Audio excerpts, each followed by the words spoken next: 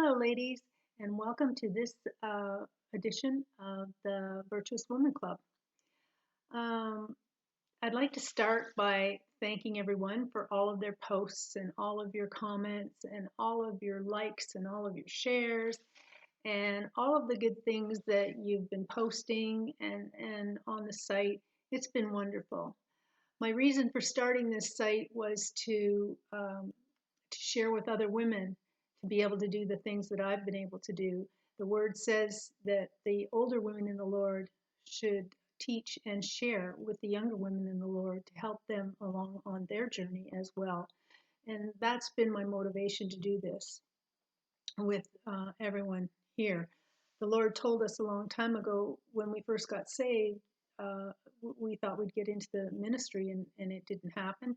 And the Lord said to us at the time, He said, just continue what you're doing, keep building faith foundations, keep studying the Word, keep getting faith successes, and keep working on the area of finances and prosperity. And I'll let you know when I'm ready for you. So that's exactly what we did. We focused on finances and focused on learning the word and learning how to prosper and I focused on learning how to and what to do to be a virtuous woman and have accomplished all of those things and walking in the reality of all of that now, both myself and my husband. God has prospered us tremendously and blessed us greatly. Um, Today, I want to share with you about prospering independently from your husband.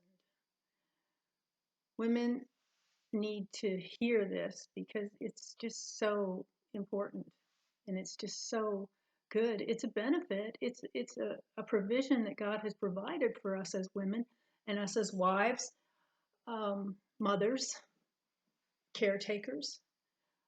He's provided for us and He wants to be our provider. He doesn't want us to look to anyone else to provide for us. He doesn't want us to look to our husbands. He doesn't want us to look to our jobs. He doesn't want us to look to our children. He doesn't want us to look to the government. He doesn't want us to look to anyone but Him as our provider. He doesn't want us to look to other people who we think are in a position that, oh my God, they've got lots of money or this or that or the other thing, and maybe I can get them to help me. That's not what He wants. He wants you to look to Him as His provider. Let me tell you the story that happened and how I started on this journey. Back in sometime in the late 80s, I think it was, might be mid to late 80s, I was in a ladies' meeting. It was actually a ladies' luncheon. And they were at the point in the meeting where they were taking up the offering.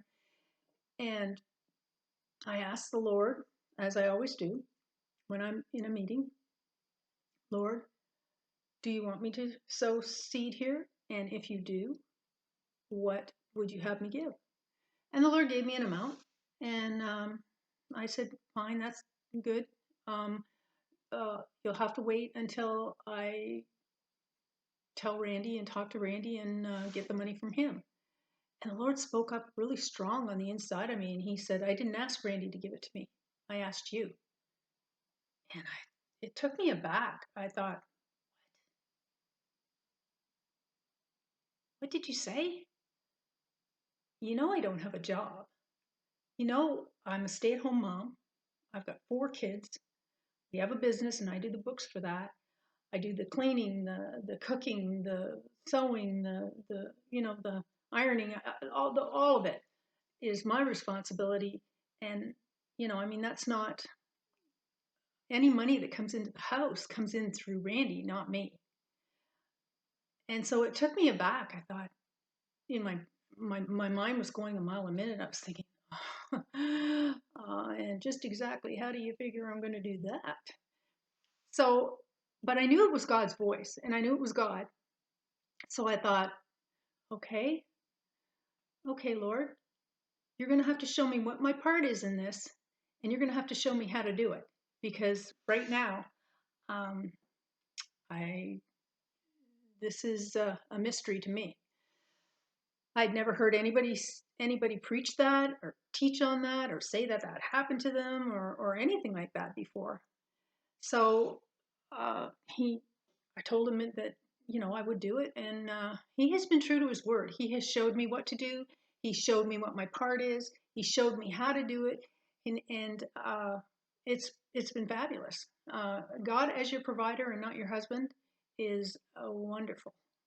My husband is an amazing man. He is the best husband in the world, as far as I'm concerned. He's really caring, he's giving, and he loves the Lord, and he loves to sow seed. And he has prospered greatly. He's a very successful businessman, and God has blessed us in the area of finances, in the area of health, in the area of family, in just every area of life, for that matter. So, so I decided that, yeah, I'm going to go ahead and I'm going to do that.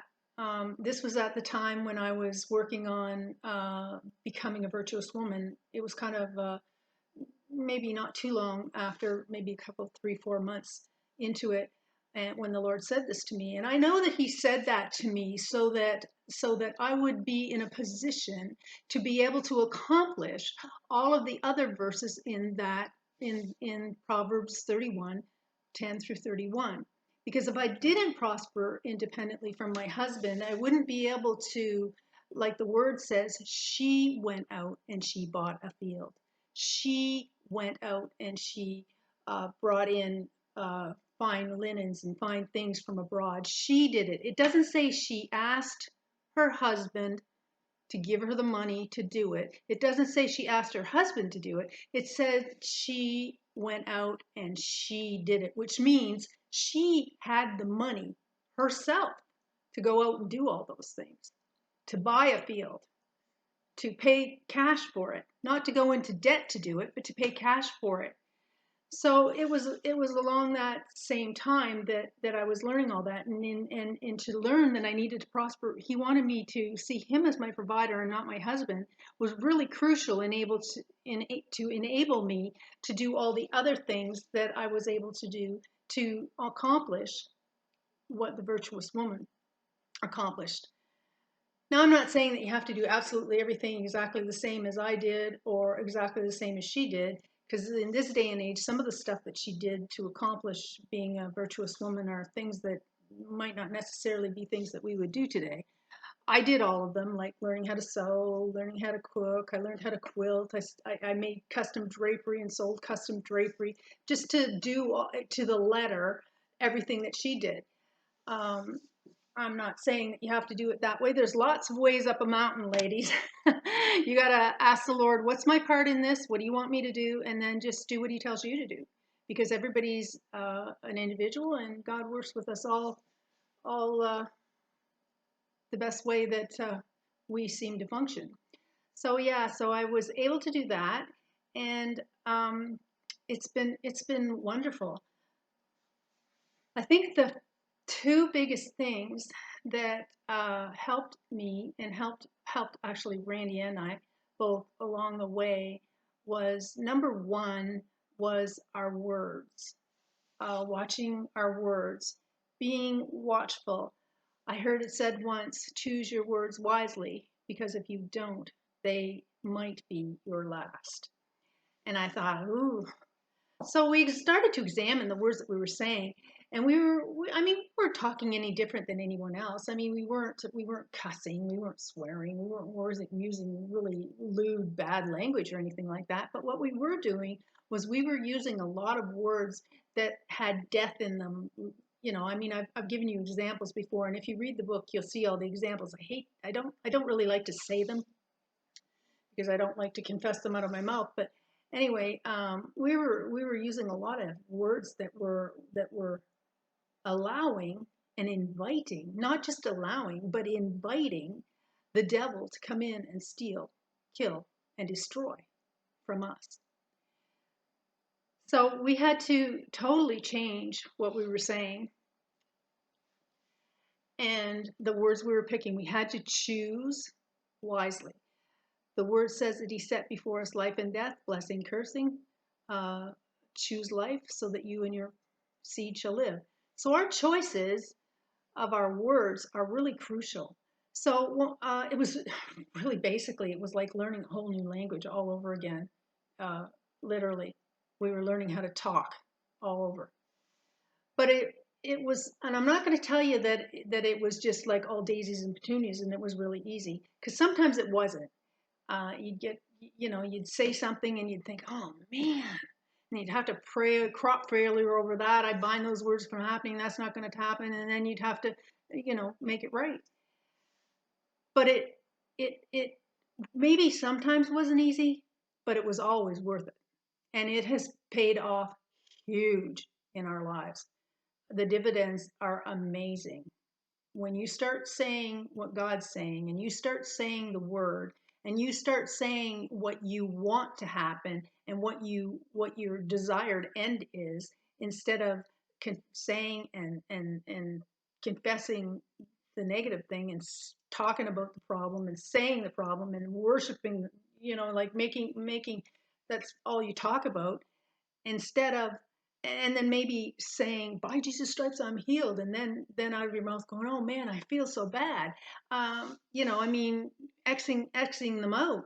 You gotta watch your words.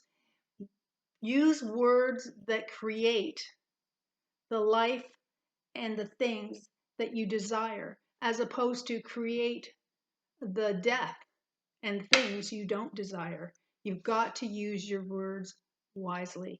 It's a must. And it was one of the biggest things that changed things for us. So I highly recommend it, ladies. Works for me. And it'll work for you too. But you got to put it to work. The word works for those that put it to work. That's the truth. Praise God. Anyway, I want to thank Pamela for joining the group and coming on board as a monitor. She's one of my very best friends. She's from Tulsa, Oklahoma, and she's going to be monitoring the posts and monitoring the page and stuff. We are at, in 3 weeks, it's been 3 weeks since I started the group, we are at 300, last time I checked, 308 members. So we're averaging, if you average that out, we're averaging 100 new members a week. I mean, it's just been awesome what God's been doing. I really didn't know what to expect, because I'm really new at this, and I don't know if that's a lot in 3 weeks for the internet, because I'm not real familiar with this kind of stuff. Like I said, I'm new at it. But anyway, she's been gracious to accept my invitation to come and help, come on board and help me with the page, so that we don't neglect anything and we get everything done. I would ask, if I could, that, I mean, you can message me, that's okay. But I would like it if, when you message me with a question or whatever, that's great. But a lot of times, a lot of women have been wanting me to chat, and that's, I mean, chatting's a good thing and stuff, but you have to remember we have this many how many members we have, and we're growing every day. We're growing probably an average of 20 people a day, maybe 10, 15, 20, depending on the day. And if everybody wants to chat with me, that's all I would have time to do. Wouldn't have time to do anything else. So if you wanna post me and ask me a question, I'll banter back and forth with you, but I can't spend a lot of time in a long chat. Another thing I'd like to say is, I'd like to, if we can, have you post questions on the post part of the page, uh, of anything, questions that you might have, especially if you've read my book, or you get my book and you have questions about it.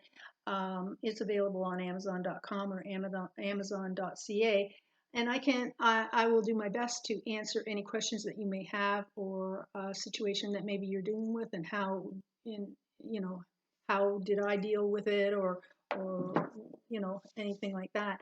I'd be happy to answer anybody's questions. So it's just a way of connecting, and just being there for people, and being able to help people in any way that we can.